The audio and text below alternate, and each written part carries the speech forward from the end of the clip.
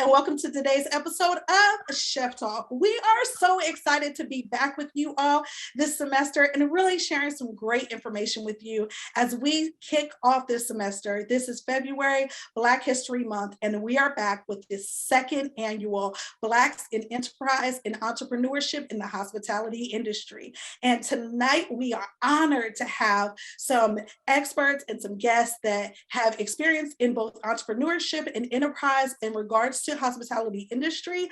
And we're looking forward to really having a dialogue about the influence of Black Americans in the hospitality industry. And so we want to go ahead and start by introducing our guests for today. And so we're going to start first with Thompson Hospitality's very own Rodeny Ruffin. Hi, Rodeny. How are you today? Fine. Thanks, Daniela. How are you, dear? Excellent. So we're excited to have you here. And if you could just kind of start our conversation off by just sharing a little bit about what you currently do at Thompson Hospitality and a little bit about your background. I'll be happy to. Hello, everybody. I think we ought not call this Chef Talk because I'm certainly not a chef. Maybe we can call it Three Queens and a Big Ugly Dude. How's that? Again, I'm Rodeny Ruffin. I'm Vice President of Business Development at Thompson Hospitality. I've been with Thompson Hospitality a total of 20 years. In my current role, I do sales, contract negotiation, just all phases of the business development process. I started my career as a lawyer. I'm an attorney by training. I practiced law for probably 15 years before joining Thompson Hospitality the first time as our vice president and general counsel. I was the company's lawyer. I've known Warren Thompson, our chairman and president, since I was 17. We went to college together. So there's a lesson in that, folks. Be nice to the people you go to college with because you're never sure that who you're going to wind up working for. So I came aboard with Thompson Hospitality, spent 4 years there, and was there right when we formed our partnership with Compass Group. And then I left for 8 years and went to Amtrak and was the director of Amtrak's Supplier Diversity Program. And I returned to Thompson Hospitality 16 years ago. I can barely believe it. It's been 16 years. When I came back, my daughters were 5 and 2, and the oldest one just turned 21 yesterday, and the youngest is 18. So I've been back for 16 years working for Thompson in a very sort of non-traditional background in the hospitality arena. And that's why I'm so excited to talk with students today about the career opportunities that await them in the hospitality industry, even if their education and work background doesn't necessarily scream culinary. I absolutely love that. Thank you so much, Rodeny. We're absolutely happy to have you today. And you guys are going to see a theme throughout our conversation with our panel today. Each and every one of us have been in the hospitality industry, and all of us are in support roles that aren't your traditional careers in hospitality. So they're not your typical chef or your operations managers. And so I think that you guys will really begin to understand that there's such a wide span that you can do within this industry and an influence that you have and how our culture really influences the American culture in hospitality overall. So our next guest that we're so honored to have is Dr. Erinn Tucker. And so we just want you to share a little bit about what you're currently doing at Georgetown University, and likewise give us your background as well. Sure. Thank you so much, Daniela, for having me. My name is Dr. Erinn Tucker. I am currently the faculty director and associate professor of the practice for the Global Hospitality Leadership Master's Program at Georgetown, which started in 2014, and I joined Georgetown in 2017. And it's really my first administrative role in the academy, and it was one of the reasons why I really came. My background, I've been in academia now for a little over 15 years, but I spent over 10 years in industry. So I'm originally from Chicago. I went to Florida A&M University, so I love my HBCUs all the way. After I graduated with a business degree, and I wanted to follow my dream, which was to work in the sports industry, and I didn't know what that meant at the time. And so I went back to Chicago and I interned. My first job out of college was an internship, which was to the absolute horror of the business school at FAMU at the time. So I went back, I interned for a sports agent, a very small company as a sports agent. And I really learned a lot that first year. I learned what I wanted to do, which was really to work on the event side of the industry. And so after that great opportunity, I went back to Tallahassee and I went to Florida State. And I got my master's degree in sport management. And I worked, actually, I did two internships. I did one for a company called RDV Sports, which is basically the parent company of the Orlando Magic. And that year was the Orlando Miracle because they actually released they had a WNBA team. And then after that, I did an internship with the PGA Tour. And it was really the PGA Tour, interestingly enough, that really opened me up to how absolutely large sports industry was. I accepted that first job, the one that actually had like a benefits package and you know, all that good stuff for, I always tell students this really big sports company called General Motors. And, you know, you know, it was, they started an agency that, and I was on the Cadillac and Buick accounts, which were the official car of the PGA Tour and Senior Tour. And so to be really, you know, very, very few African-Americans work, of course, in golf, let alone, you know, in the space of actually sponsorship was actually a huge opportunity. I mean, like I knew literally Tim Fincham, who was the commissioner at the time, like remembered me, right? Because it wasn't too many young African Americans at the time. But I think it's a testimony to trying something different and really being open to opportunities, so students really, you know, can really understand that. From there, I had an opportunity. I did that for about 4 years, and then I decided to move to Charlotte, North Carolina. And I couldn't do the same thing, but there was one of my mentors named Vanessa Gates was the vice president of HR for a company called Jillian's Entertainment. So some people may know Jillian's, but I know most people know Dave & Buster's. And so Jillian's was a competitor of Dave & Buster's until Dave & Buster's bought 9 locations, and eventually I became an employee of Dave & Buster's. And so it's an interesting journey. And so you know, she called me and said, hey, you know, I know you're moving us to Charlotte. Would you like to be a sales manager? And I was like, I don't know anything about restaurants. And so she said, it's okay. She says, but you know, events, you know how to talk to people, you know, come on board. Did that and loved it. And it still kind of kept me in that realm. And to make really a long story short, I ended up booking this a school named Johnson & Wales University. So they were opening up a campus in Charlotte, at the time. And I booked them for a recruiting event. And so my client, who was the director of admissions, said, we have this major called Sports Event Entertainment Management. Would you like to come in and guest speak? And I said, sure. I went in and guest spoke and said, this is what I want to do. So it was from that I started as an adjunct and then went and took a full leap into academia. So Johnson & Wales is where I started, went and got my PhD at Oklahoma State, spent a little bit of time overseas, came back and accepted my first faculty appointment at Boston University for 4 years in their hospitality college, went to Temple University in Philly for 2 years and then came to Georgetown. So I'll kind of stop with that a little bit because that journey kind of leads me to where entrepreneurship is for me now. I absolutely love that you really took an opportunity to kind of walk us through that process. And I think this links back to what you know, Rodeny was saying, is like being open and how important that is to how, as you're open, you kind of end up in opportunities that you never expected. And, you know, I can remember being a young senior, going into my senior year of high school, writing this big vision about what my life was going to look like. And the joke was on me, completely and totally on me. And so that openness just really of how you kind of navigate into those things are important. We also have with us today my co-host, Brianna Williams. And so Brianna, if you don't mind sharing a little bit about your experience. I know you're really excited and have a lot of questions for Dr. Tucker because of your backgrounds being similar. So go ahead and share a little bit. Yeah, absolutely. So I'm actually myself fairly new to the industry. I graduated with my bachelor's in hospitality from Morgan State University not too long ago. So I've been in the hospitality industry over 5 years now or so. My first job out of college was actually as a marketing director for a fast food company. So again, as we'll talk about in the discussion here, a lot of hospitality offers roles that you might not necessarily consider. And so that was just very interesting. And so over the course of my career so far, I've held just different roles as it relates to events, social media, customer service, and things of that nature, which has all led me to my current role here at Thompson, where I'm a marketing manager. It's actually really interesting because when I first started my journey in hospitality, I started off as wanting to be a chef.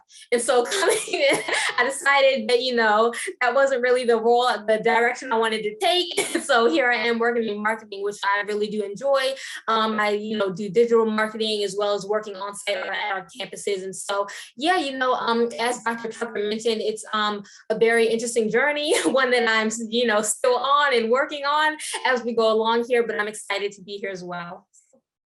Great. Well, we're just really interested in just having this conversation. And for those of you guys who are watching, hoping that you can walk away with a little bit of understanding of what's out there in the hospitality industry, and then also really opening yourself up to not being afraid of being in spaces where everyone might not look like you or sound like you or have the same background as you, and really being able to leap in there. There's kind of this theme that I heard too, is that almost everybody, kind of didn't necessarily start in hospitality or have experience with food.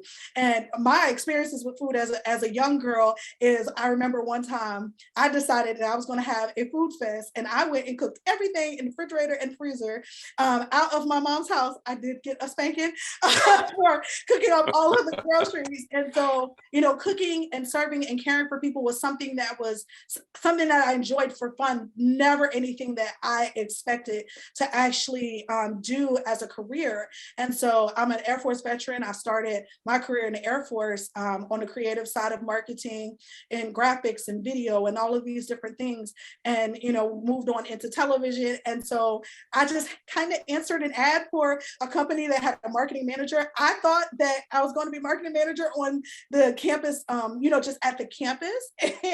And lo and behold, it was with a contractor company, which brought me into food, brought me into the hospitality industry.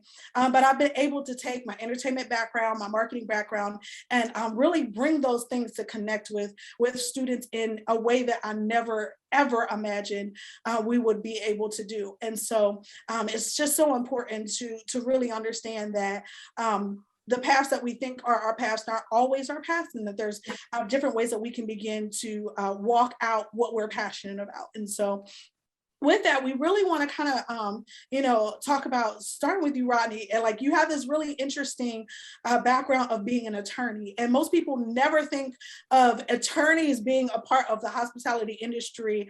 So what was it like being counsel in a hospitality company, and in particular, in a Black-owned hospitality company, in a world where that's not what the companies look like?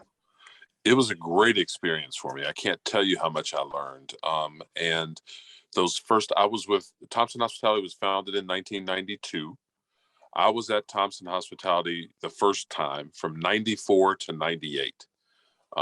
So I graduated from law. I know I'm giving away my age and how long ago. I know that's before anybody in our audience was born, and before while my three co-panelists were also in diapers. I graduated from law school in 1985 and started practicing law then. So by the time I came to Thompson, I had been 9 years in legal practice, 4 years as an administrative law judge, but an administrative law judge. And then, the 5 years before that, just in legal practice as a grunt associate in big law firms. Now, I was first generation college. Or this generation in my family was first generation, and I was the oldest in my nuclear family, so I was the first person to go off to college. And I'd wanted to be a lawyer since I was a little kid. I wanted to be a minister for a while, and then I wanted to be a lawyer.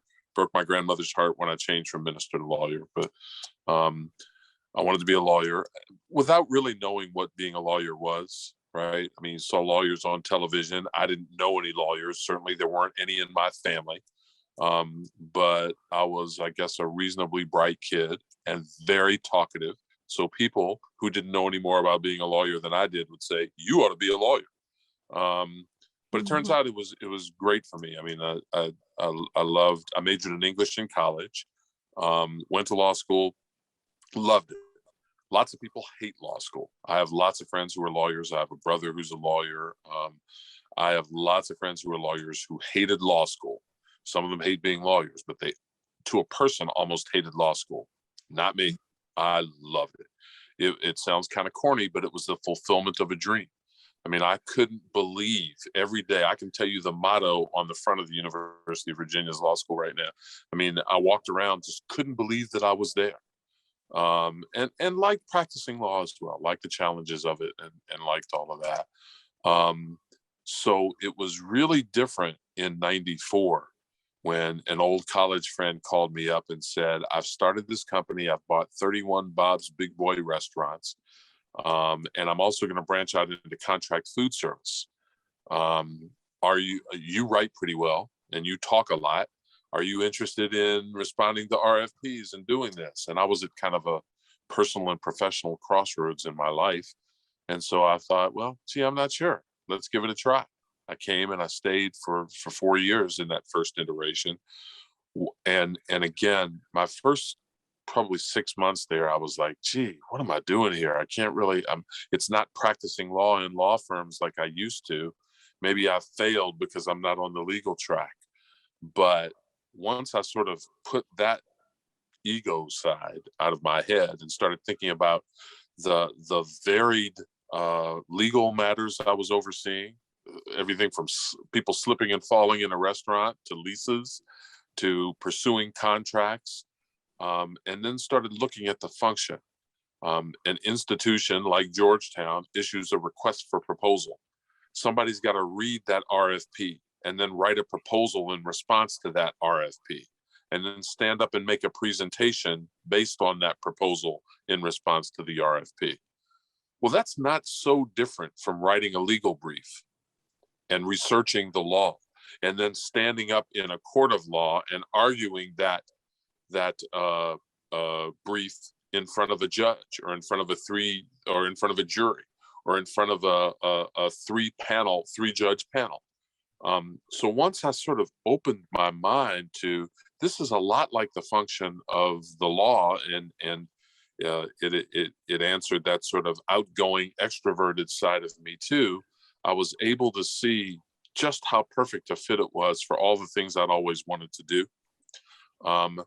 But I was also able to see that had I not gone through those previous legal experiences or prior legal experiences, I wouldn't have been able to do the job that I was doing right then.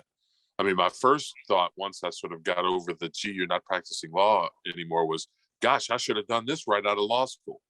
Mm-hmm. But the fact of the matter is, I mean, anybody you know who's graduated law school can tell you, you can come out of the best law school with the, your freshly minted bar examination and your bar membership, and you really don't even know which courthouse door to go into.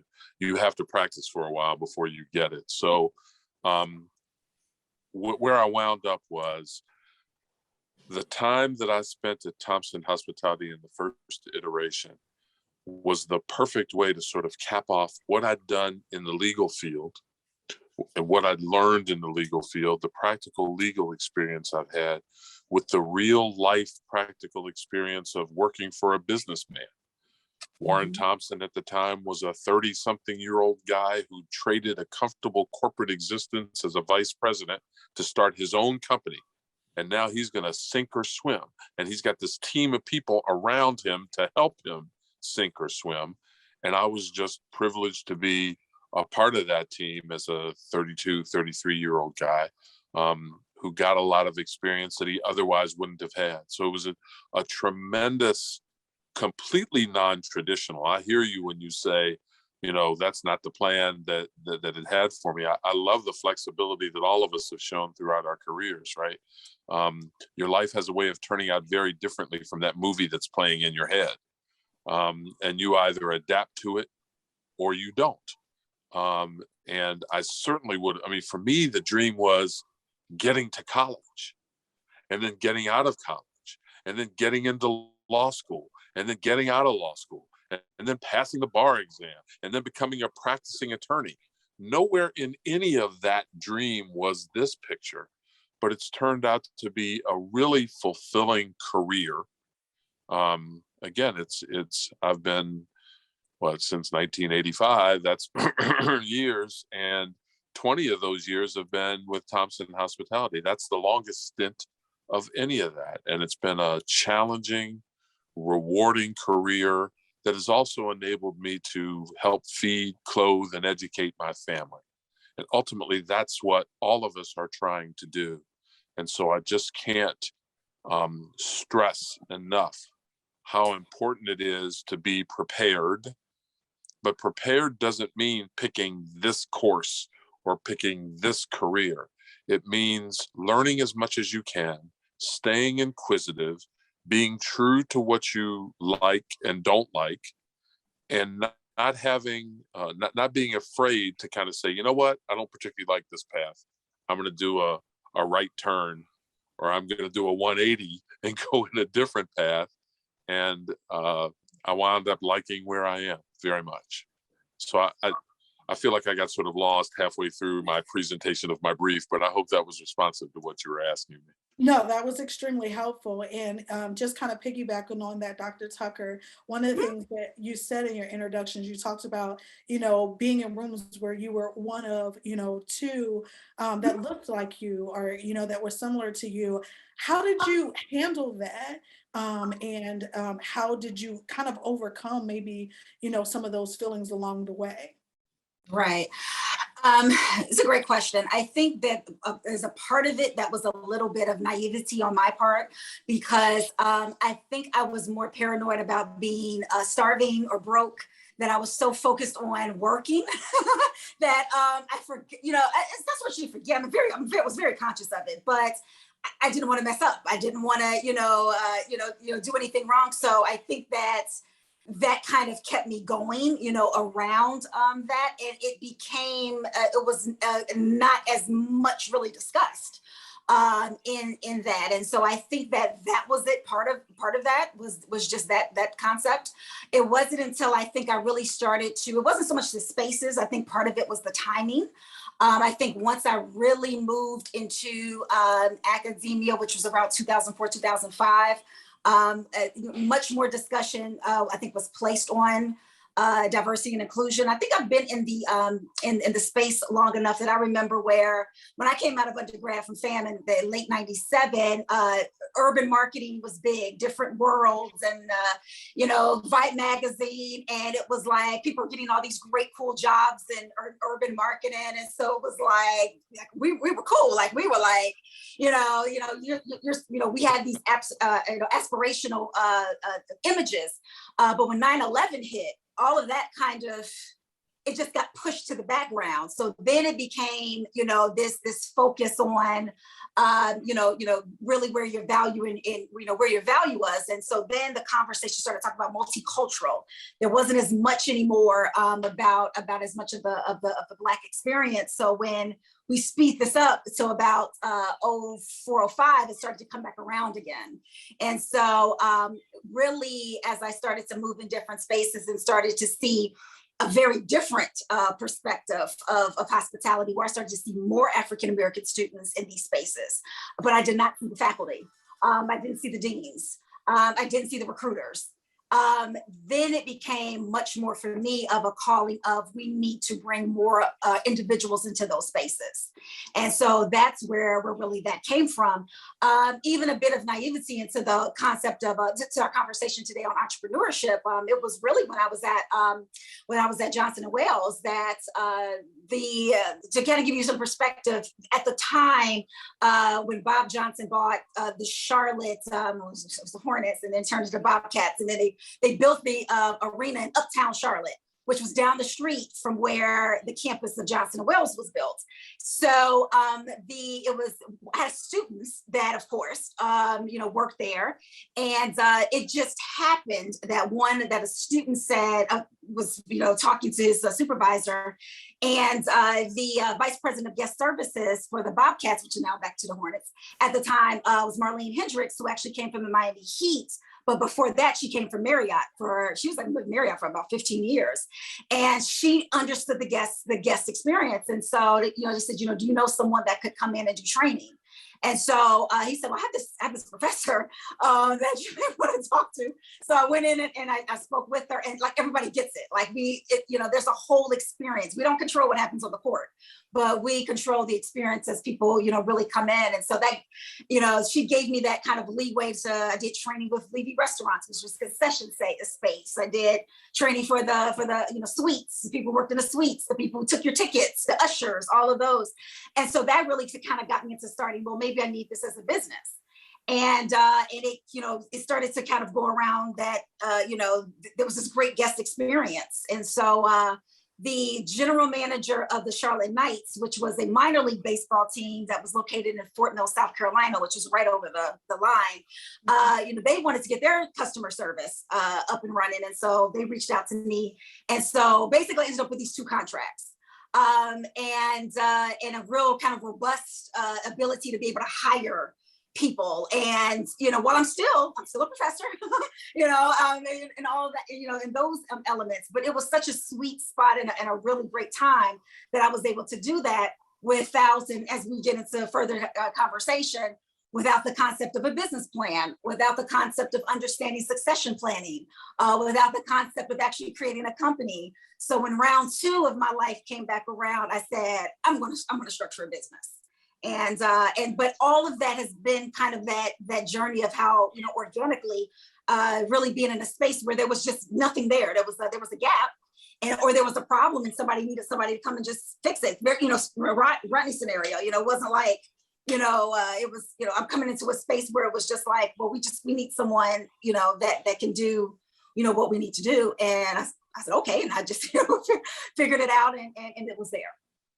That's excellent. I love the filling in the gaps. And I think sometimes, we miss opportunities because we're not willing to fill in the gaps. We're trying to kind of squeeze into spaces. There's that phrase that says that, why should I cry about not being invited to someone else's table when I can go get my wood and build a table and invite other people to it as well. So Brianna, I know you have some great questions as well. So I want to kind of turn it over to you for our next segment. Yeah, absolutely. And so for Dr. Tucker, one thing I think we touched on a little bit earlier on in the interview is that with hospitality, I think a lot of times people look at the industry from a more operational perspective, as opposed to a lot of the different roles that we all have. And so working in higher education specifically, how is your experience different from other counterparts in the industry? Yeah, I definitely think working in the industry first definitely helped because I saw a much bigger lens. I do think that the operational side is very important, but the reality was that if there were so many other opportunities, and that you needed to really understand the business a little bit in order for that to happen. But even more importantly, having that sort of industry perspective and taking that into the classroom was really, I think, really kind of set me apart differently than some of my counterparts that kind of just did all of academia. I think that really being true to what I was strong, what my strength was, which was events, a little bit of sport. At Johnson Wales, I was able to really, teach a variety of those courses, but a lot of it was events. And what happened was that a lot of the culinary students, because of course Johnson Wales is known for its culinary program, started to take my events class because they wanted to have their own catering companies. So it was that, stretching, and I would encourage that. You had to kind of understand how, the right questions to ask, not just being in culinary, but how what you're trying to do fits into the overall landscape of the experience. And so with that, I was really able to do that. So bringing in that piece of it and understanding that there's really it's so much overlap. Golf is a sport that's cool, but it's probably 80% more hospitality than anything else. It's member focused, it's private clubs, it's in some aspects it can be public club. It's young people. There's always a layer of charity. People don't know that there's a cause. Every time you see a golf tournament, there's a huge a charity that's focused, that's also attached to it with the funds that are raised. So to be in that space, to have been in that space in the late 90s when Tiger Woods first, won the Masters, it was just a very just interesting time. And I think that I had that ability to really look at it, but it gave me the lens to see hospitality from a very, very, very broad perspective. Absolutely. I love how you talk about that perspective and the larger lens of that. And in talking to that, question for you, Rodney, is with you being in development and working on proposals and helping Thompson Hospitality be able to scale its business.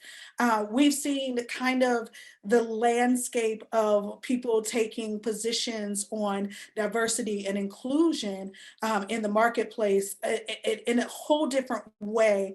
Especially since we've been in kind of COVID and we've had, things kind of rising in other ways. So what would you say to the person who is interested in scaling their business and what do they really need to prepare for so that they can scale and they can start to work with these partnerships and take advantage of those things? That's a great question. I hope I can do it justice. A couple things, and there's sort of my pre-pandemic answer and then my post-pandemic answer.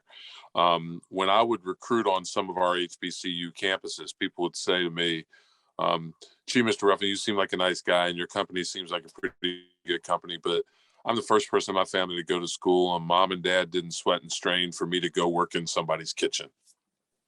And I say, yep, I get that. I'm first generation college too. And trust me, you don't want me working in your kitchen. You don't want to try and eat anything I've cooked. I'm the reason that the good Lord invented microwaves.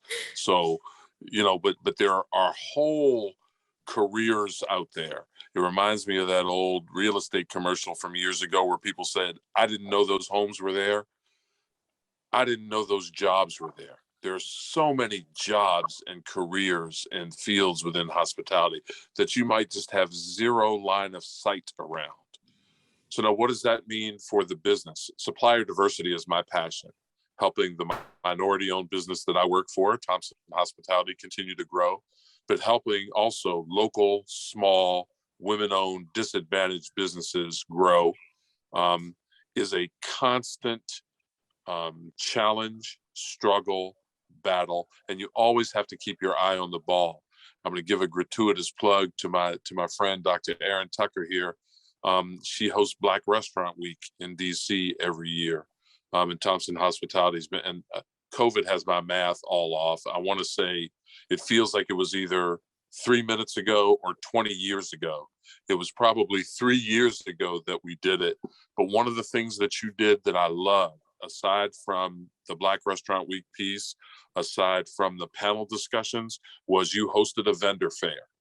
And so you made sure that the small and local and disadvantaged business enterprises all had an opportunity to show their stuff.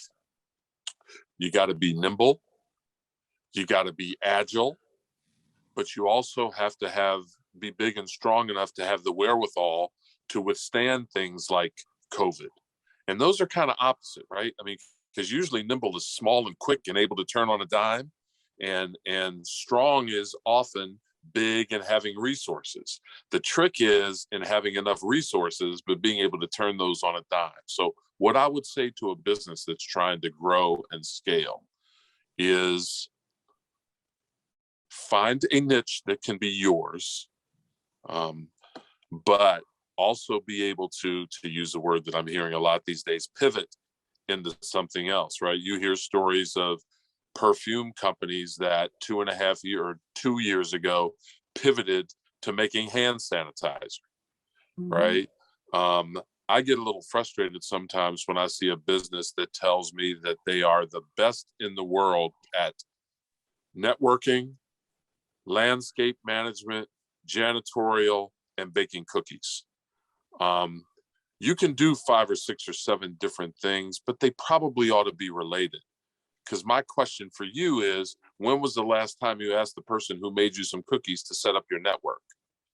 Or when was the last time you asked your janitorial and landscaping person to bake you up a batch of cookies? The things have to be related, but you do have to be able to build a better mousetrap, if you will, to be able to say, hey, you big company out there that provides this service, guess what I've got for you? I've got this part that you need, or this service that you need that will support your service, or this marketing app that will help you get your vending company into a channel that you've been trying to break into forever. I lack the imagination to come up with any better examples than that. But my point is that you have to be scalable enough to be able to have something to offer somebody, but you also have to be nimble and agile enough to be able to see an opportunity and take advantage of that opportunity while somebody else is still evaluating that opportunity. I definitely think that, you know, our speed of entry sometimes in that execution is something that we oftentimes hesitate with, right? Because Yep. sometimes we don't have the same level of net as maybe our counterparts. I can definitely say when I did consulting and was kind of running my own companies, I had a piece of advice that came from a mentor. And one of the things that he said is that if you can look back at your first book, your first project, your first, you know, program that you did, and you're proud of it, you took too long. And that was like so offensive because I was like, wait a minute, you know, and then I look back, I was like, you know what, it could have been better, right? And his thing, you know, and his point to that was that that timing is so important in when you go to market and how you get to market. And he used the example of Apple and how Apple sold us a product that was not completely built, was not completely fixed, had errors, and we stood in line for it, and we paid for it in advance. And Right. we updated it, you know, weeks and months after we even bought it. But what made them successful was being able to hit that timing. And so, Dr. Tucker, I really like, you know, your input on, you know, scaling in entrepreneurship and things like that, especially with the uprise. We're seeing so many like Instagram and TikTok chefs and people who are kind of entering through social media, but they don't have the business acumen to really scale. So what would your advice be? Yeah, I believe that you can't almost go in two spaces now without that ability to scale. The one thing that has made really, there's a few things that have made really chefs successful is the fact that the ones that are the highest paid don't cook. They license their name. They have product lines. They have foundations. They do all of these things, and just how. By the way, they also just happen to also cook and prepare. So one of the things is that there has to be a level and layer of the idea that you do not have to have a restaurant or a product line that is only its one thing. And the reason why I say that is because in entrepreneurship, sometimes if everybody doesn't necessarily need to be an entrepreneur, there's another, I think, a lane that we should also look at as especially as African Americans, and that's being an investor, because the investor world is very different. And when I got an opportunity to invest, to kind of get on the ground floor to invest in a restaurant, and last year, and to be on that side and to see these perspectives and to see the real numbers, it's to open up a restaurant in Washington, D.C. And my two business partners knew this when we came together to do DMV Black Restaurant Week. It cost $1 million to open a restaurant in Washington, D.C. When I looked at the perspectives last year, the one I saw was 1.3 million for about 2,500 square feet, and they don't even own the building. It is absolutely a serious barrier. Now, do many restaurants open without that? Of course. But then we also understand that they also can't pivot properly, right? As a result of that.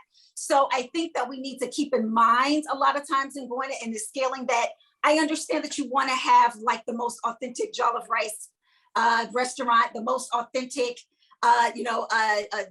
soul food. You want to have the most authentic, but it's okay to have 4 or 5, to come out the gate with 4 or 5 of them in your plan, because it is the resources that it takes is so important that you're going to need that investment. You're going to need that scalability to be able to shift and have a different kind of seat at the table more than anything else. So I side eye a lot of this. I have a very different perspective now when I hear, especially chefs, say, well, I want to have my own thing and I want it to look this way and all of that. And it's like, well, can you come out the gate with, 3 to 4 of them?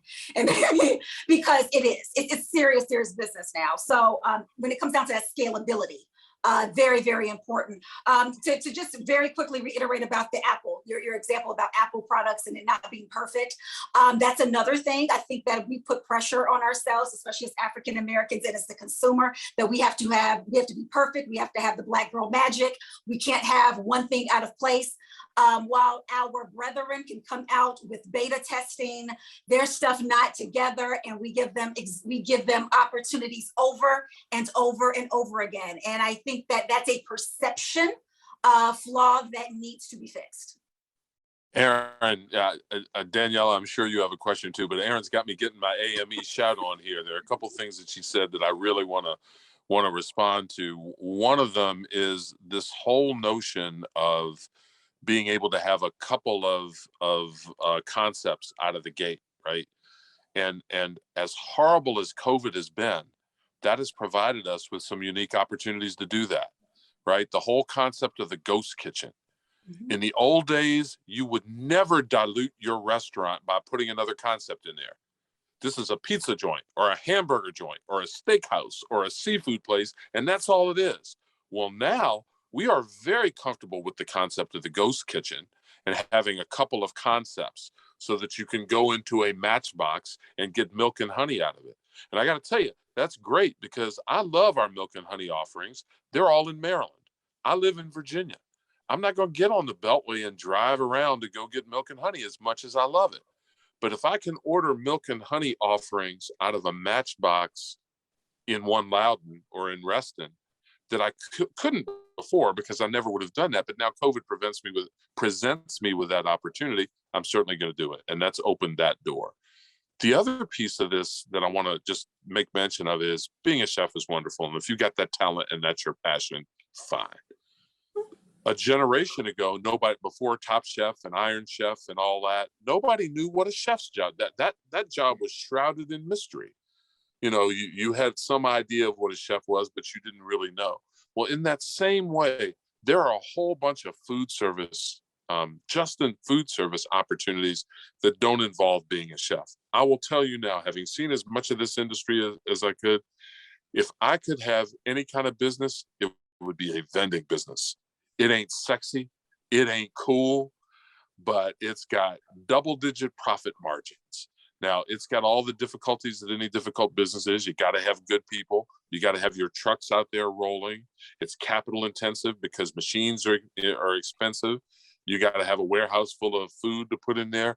But I'm telling you, don't just go for the sexy, cool, see it on TV stuff. Look for those parts of the industry, be it vending, be it whatever, that don't necessarily get all the play, that you don't see a reality show on TV about, but that brings in a nice income and a level of satisfaction that sometimes being the top chef doesn't do. So, and the last piece that I just want to piggyback on is, I say this, sometimes we save all the really special behavior for each other, right? So we'll allow folks to beta test and all that, but our stuff has to be, just perfect out of the gate. And so I would sort of remind ourselves, all of us, to go back to what your mentor told you with the book, that the perfect doesn't have to be the enemy of the good. Now, you want to strive for continuous improvement, and you want to make your stuff, whatever your stuff is, your good or your service, you want it to be as tight as it can possibly be. But if you wait for it to be perfect, you're never going to bring it to market. Just like if any of our parents stopped to think about whether they were economically ready to have us, none of us would ever have been born. You can't imagine how much diapers cost till you start doing it, right? I mean, I'm giving a silly example, but my point is, do not let this perceived need for absolute perfection hamper you from taking that first step? Because if you did, I mean, I can tell you, if Warren Thompson hadn't chosen to leave a very comfortable existence, the three of us, Daniela, Brianna, and Rodney, wouldn't be working for a 6,000 person company that's the largest minority-owned food service company in the United States. I'm very proud he did that. God love him. He's one of those special people called an entrepreneur that takes risks. You got to be willing to do that, but it doesn't have to be the sexy, glittery, glitzy, bling bling piece of the business. You can do very well doing stuff that sounds boring, but that is a license to print money. Rodney, that's some really great advice, especially for someone who's fairly new in their career and just trying to figure out and navigate where to go next. Am I at the right place? Am I doing the right things and all of that? So that's really reassuring advice from my perspective. And I wanted to switch gears too. Rodney, you mentioned that during the DC Restaurant Week that Dr. Tucker held a vendor, some sort of event for vendors or invited vendors to be a part of that. And I wanted to talk to you a little more, Dr. Tucker, as far as, how have you been able to use your experience and platform to advocate for other Black entrepreneurs? I really think, especially whether they're new or more seasoned entrepreneurs, like how have you been able to advocate for those people? Sure. Well, I tell you, when I started my company, so I'm also president and CEO of my company is actually Loop Now LLC. I started it in 2011. The company was actually, so remember I said, I had the other thing that I did and I didn't have anything, nothing structured. So I decided after I finished my doctorate, because I was getting still like a lot of consulting work or curriculum development, and I wanted to actually separate that from what I was actually, my income from being a professor. So I decided that I, wanted to start this company. So it was consulting. And so I make sure I paid my taxes and had those things. And so by the time we speed up to me moving here to DC, one of the things that I really wanted to do with the curriculum was to add a little bit more food into the discussion. So I really wanted to learn more about the culture and scene. I met my current business partner for our Tate through church. He was doing the food service at our church, and I found out that he had this passion for and was actually doing training of young people to get their food handlers license, et cetera, serve safe. And then I met AJ Johnson, who's my other business partner, actually agreed in an article, and she was discussing how her passion, really this kind of window and gap of African Americans in the spirits and space, the beverage. People only think about it as bartenders, but there's just this whole, beverage category that we don't think about. And so when we came together, we basically found that we all have this love for education. Training for her happens at in the bar space. For Tate, it was workforce development, and for me, it was the classroom. So we came together to want to actually put together training and development to get more African Americans into these management roles and seeing this as a career. In 2018, there was an incident that happened at a coffee shop in Philadelphia where two African American gentlemen were called on, and it really struck me because I lived down the street. When I was at Temple, I lived down the street from that coffee shop, and so I knew exactly where it was. I knew the feel of it, and I just could not understand how did this even happen. It just wasn't that type of environment. And so that happened. Also in 2018, there was a variety of things going on. If you can remember, there was this these memes about Barbecue Betty, Coupon Charlie, the treatment of African Americans in these service spaces and specifically even restaurants. And then there was an article that finally just was the tipping point where it said, there was an article in Washington Post, and it was like, well, all of these things are happening. Where are the Black chefs? Where are the Black owners? And I'm sitting here going like, what do you mean where are they? I've been in this space now over 20 years, and I'm in this area, this DMV, this Maryland, DC, Virginia area. What are you talking about? And I realized that instead of me, going and posting about it, I said, I want to do something. And so I saw that there were these other Black restaurant weeks around the country, just all different, types and shapes and forms. And I asked the two of them, was there one here? And they were like, no. And so, Tate says, well, let's just do it for the DMV because it could be definitely more, more inclusive. And what's happening right now? So that's how it got started. It got started because of our love for education. So our motto of culture, education, and good food is really, we live by that. We created a mission statement. So really, DMV Black Restaurant Week is a joint venture between the three of us plus Loop Now.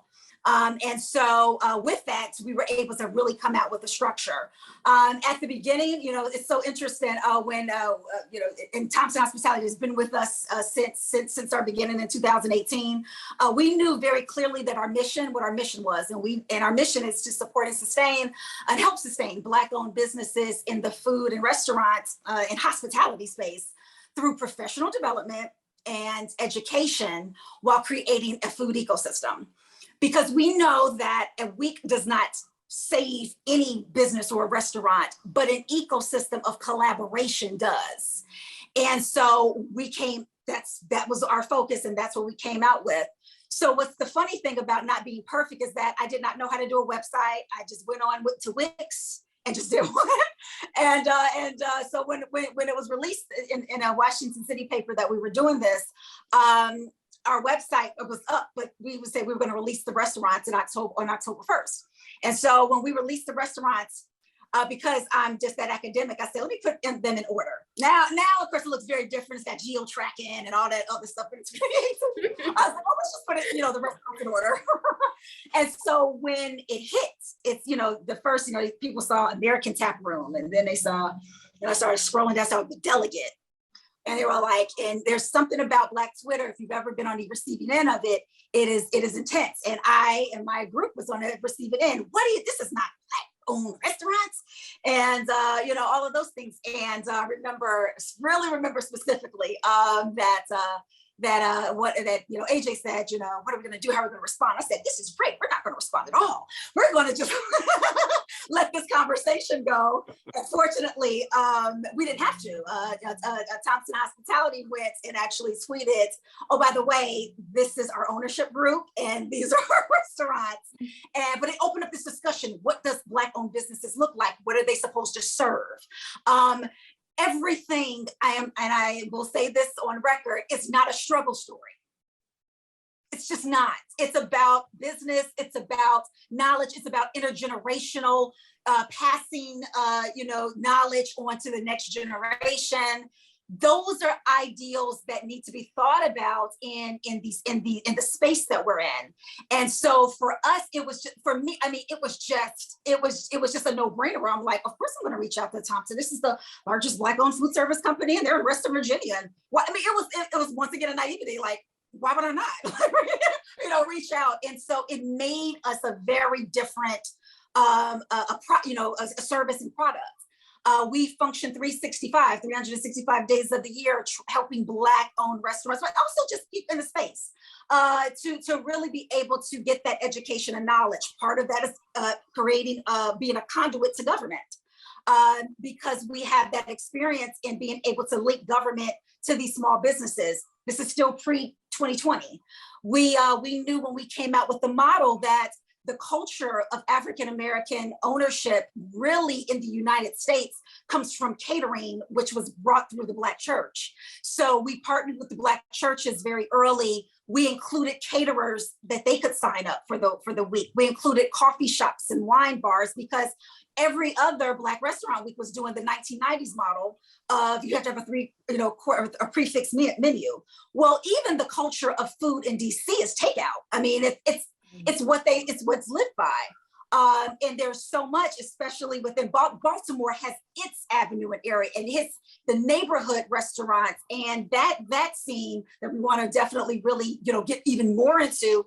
That is something that is authentically our culture. So that is where we've been able to really tie in our difference with that. And so in helping other Black-owned restaurants, but excuse me, just businesses. Doesn't, because now we've got the Black-owned spirits companies. We've got a beer company. We got everybody trying to come, coming to us for that. But very simple, the three things that we like to articulate to our businesses that we work with is that we lack three things. We lack capital, we lack collaboration, and we lack communication to each other. We're so nervous that someone's going to take our idea. Honey, ideas are taken all the time. And really, there hasn't probably been an original idea. Even Airbnb is not an original idea. I mean, not in the sense of, or like Uber or Lyft, this whole car sharing and home. People have written out their houses, for vacation. It is the fact that somebody said, why don't we put this on a platform and make it accessible for everyone? Oh, okay, I get it. There hasn't been too many original ideas in the course of human history. So it's okay if somebody still does it, but we're so concerned about being the first and being the only and being all of those things. And it's like, no, we need to, those three areas are very critical to sustaining business. And that's where the ecosystem comes in. And that's what we try to do. That's why we brought in the businesses into our conference that we do every year, et cetera. So I hope that kind of answers your question with that. I think that definitely answers that question, and it just speaks to finding your purpose within your career, and understanding that your career can be a platform to serve the people you care about, and then even understanding for those who are African American and trying to find their footing in their way. I'm the child of a politician. I grew up with a father that was a community activist, and so it was like way deep down there that giving back to your community and being able to pour into the next generation and making sure that your life, speaks and shines is important. But yet I still had this side of me that was like creative and all these other things. And to just kind of tie everything, one of the things that Rodeny talked about is not always looking for the career that looks quote unquote sexy. And what do we mean by that? We live in a world now where social media and media in itself really drives the image and perception of how we feel like we should show up in the world, from our career to our style to our expectations on the way that we live. And one of the things that I would like to encourage you guys who are watching is, I went to entertainment school. I'm shoulder to shoulder with people that have been in Hollywood, instructors from Hollywood, and the expectation was I'd graduate and I'd go to Hollywood or Atlanta or New York and have this big, amazing career. And instead, I took all of the information that I learned in the entertainment business and said, how do I use this to tell the stories and share the stories and information to pass on to, one, stand in my purpose, and then two, take the career that I'm already in and take it to the next level. And so sometimes we can take a piece from here and a piece from there and really bring it into our centralized purpose in a way that we never expected. I do a lot of work with our alumni and talking to students. And I'm like, listen, I know that it sounds great to go to Hollywood, but a lot of my counterparts that went to Hollywood are still, no offense, driving Uber and waiting tables. And here I have a lucrative career and a career that actually matters. And then the other thing I really want you guys to think about is really starting to search out companies that align with what's important to you. And so one of the things that you hear resounding is Rodeny saying, I teamed up with someone that I believed in. Erinn is saying, I teamed up with people that I believed in, that had shared values as me. I was working for other hospitality companies prior to Thompson Hospitality. And I decided, I said, I saw an area where I wanted HBCUs to get the same dining experience that their counterparts had. I wanted them to have the same programs, the same types of restaurants, because we're diverse people and we don't always want chicken and macaroni and cheese and collard greens. Mind you, we love that, but sometimes we want Asian food. Sometimes we want other things. We're a very diverse diaspora of people from different walks of life and places. And so I began to seek out where can I do that? Where can I really make that influence? And because Thompson made the choice to be a niche business, I was able to find them and come and connect with them. And so don't be afraid to like look and see what companies are out there or what people share those same values.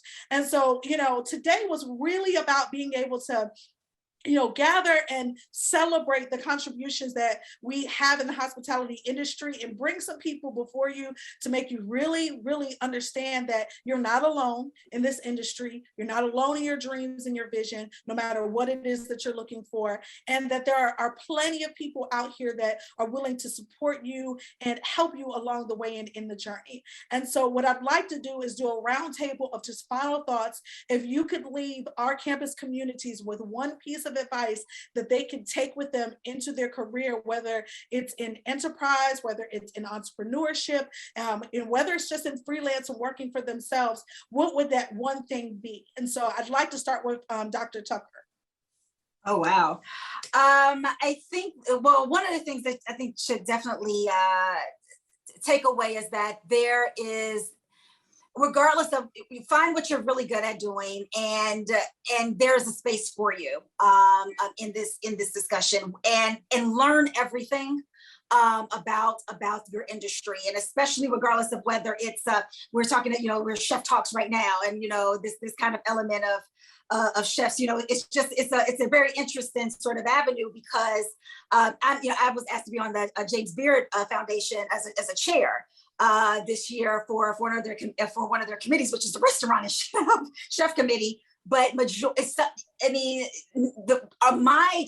one who's over me, nobody owns a restaurant, and these individuals have a very powerful lens, right, to what gets actually noticed and what doesn't.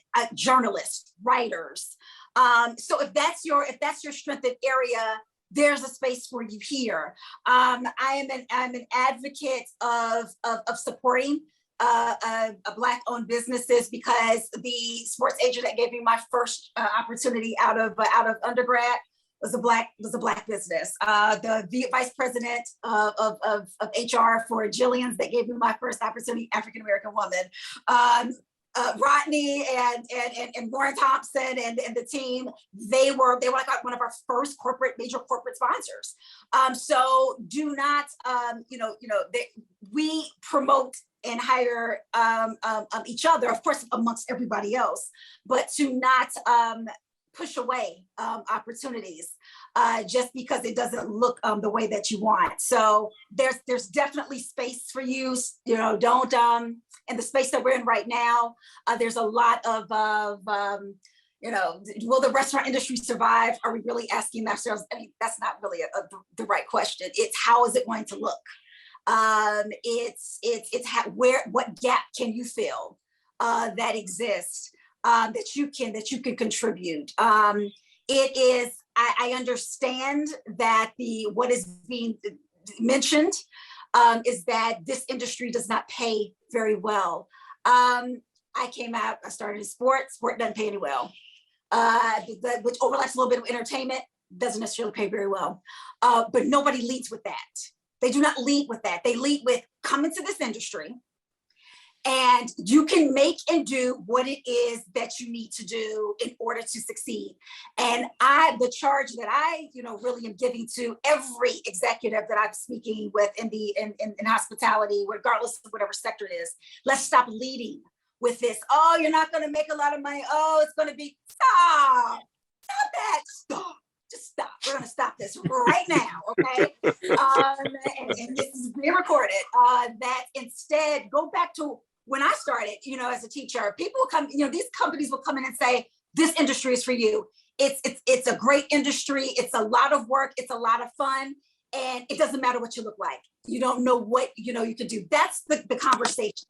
We need to start that initiative. And for everyone listening, there is a space for you in this industry. So thank you so much, Daniela, for really having this discussion, and to Thompson Hospitality. Thank you. We're definitely honored to have you. And I love because you kind of talked about, just even the future and the questions that we should be asking. And I encourage those who are watching us to really, what questions can you ask? Some of the conversations that we're having on our marketing team now is how do we integrate metaverse? How do we integrate virtual reality? Like, how do we serve digitally? Like, we're having those hard conversations. Don't shy away from the hard conversations. They're important. There is a quote by Dr. Ivy Hilliard. He's one of my favorite. And he says, "He who solves problems get paid." And I think that, when we begin to encourage people to not only identify the problems, but to also begin to start really thinking about what some of those solutions are. They're great. I always challenge people, pick an hour a week that you literally sit down and brainstorm solutions to things, and eventually one of those solutions is going to bring you, into that next opportunity. And so with that, we're going to go to Rodney. If you could leave some last thoughts, what are your last thoughts with us for tonight? Wow. Okay. And I'll warn you in advance. I have this concept that nothing is all of one thing. It's a combination of a couple of things. So some of what I say to you will sound a little inconsistent, but that's because life is the ultimate on the one hand and on the other hand proposition. F. Scott Fitzgerald said that the mark of a first-rate intelligence is the ability to hold two opposed ideas in the mind at the same time and still retain the ability to function. Mm-hmm. So what I'm going to say is going to sound a little inconsistent, but it's kind of on the one hand, on the other hand. On the one hand, don't be afraid. Go for it. No matter who tells you that you can't be this or you can't be that, or the odds are against you, or you just can't possibly do that, don't let that stop you. Go for it. I love the story. Apparently scientists studied the bumblebee and determined that aerodynamically the bumblebee's not supposed to be able to fly. Its body is too big, its wings are too small, it can't get enough lift. But then the story ends, anybody who's ever been stung by a bumblebee knows that bumblebees fly just fine. Unfortunately, the bumblebee hasn't read all those scientific studies and it doesn't know all that, so it just goes ahead and flies anyway. Be a bumblebee. Don't let somebody tell you can't do something. On the other hand, don't be afraid to retool. Don't be afraid to turn and say, this path that somebody set for me, or that I thought was where I wanted to be, or that fit whatever need I thought I had at the time, it just isn't it. I'm going to retool. I'm going to turn 10 degrees, 70 degrees, 90 degrees, 180 degrees. I'm going to go the other way and do this thing rather than that thing. And you've got the courage to do that. And so have the courage to go for what you're going to go for, but also don't have the courage, don't lack the courage to turn and go down another path. Which leads me to my real point, which is part of the reason, and I'm speaking specifically to younger folks and folks in college or just getting out of college and trying to figure out their career. Part of the reason us old dogs hate on y'all so much is because you have something that we don't have anymore, and that is the greatest gift of all, time. Use that time.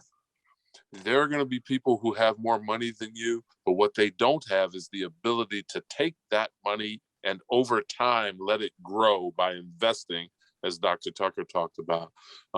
You've got the greatest gift of all. You've got that time. Now have fun. Don't sit around and work all the time. Don't sit in a library all the time. Have fun, gain experiences, travel, see the world. But use that gift of time that you have to be able to figure out what path you want, to be able to fail, screw up and make some mistakes, and retool and learn from those mistakes. And Dr. Tucker said in the beginning, one of the things that she learned was what she didn't want to do. The second best thing to knowing what you want to do is knowing what you don't want to do. That'll keep you from going down some blind paths. One more sort of personal story. I think about when I was in college, again, first generation college, I was deadly serious about my education. And I had some friends who took off a semester. Some of them took off a year and went to Europe, right? And I looked down my nose at them. I was like, well, they're not very serious about their education. Silly me, I just didn't know. You don't know what you don't know. The first time I went to Europe, I was 40 years old. I had more money and more disposable income than I would have had if I'd gone when I was 18 or 22. But you know what I didn't have? I didn't have time, because I had a week's vacation or a 2 weeks vacation. I had that electronic leash pinging away the whole time I was there.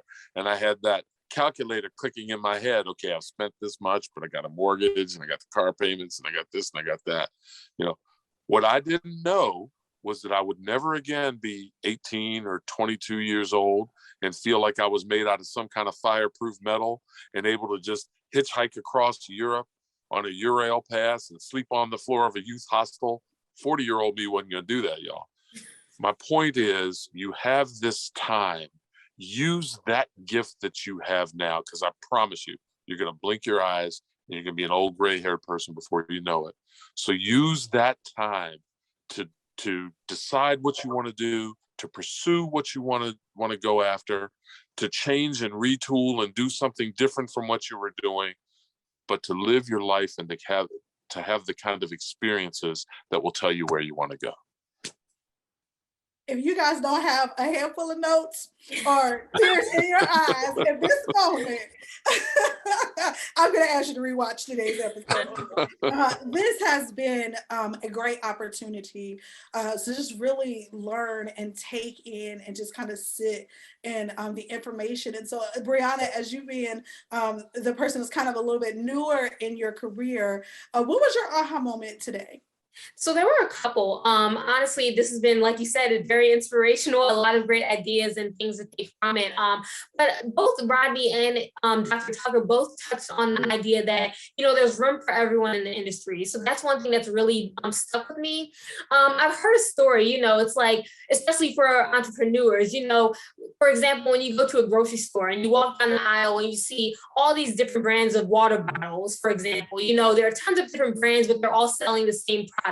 And so, and people still buy them, there's room. It just goes back to the idea that there's room for everyone in the industry. You can have the same product, put a different label on it, and there's going to be someone that's going to still buy your product or, pick your service or whatever it is over the other person's or brand or what have you. And so I think that's something that really stuck with me, because it's like, I've had my ideas, just some things I wanted to do. And I felt as though, well, I saw someone else do it before. So that means that maybe I can't do it because it's already been done or people have already seen it. So there's nothing special about what I'm bringing to the table. And so I think that that's one thing just to think about, as an entrepreneur getting started. But then also too, like we've discussed, just the idea of being creative and having fun with it, especially in the hospitality industry.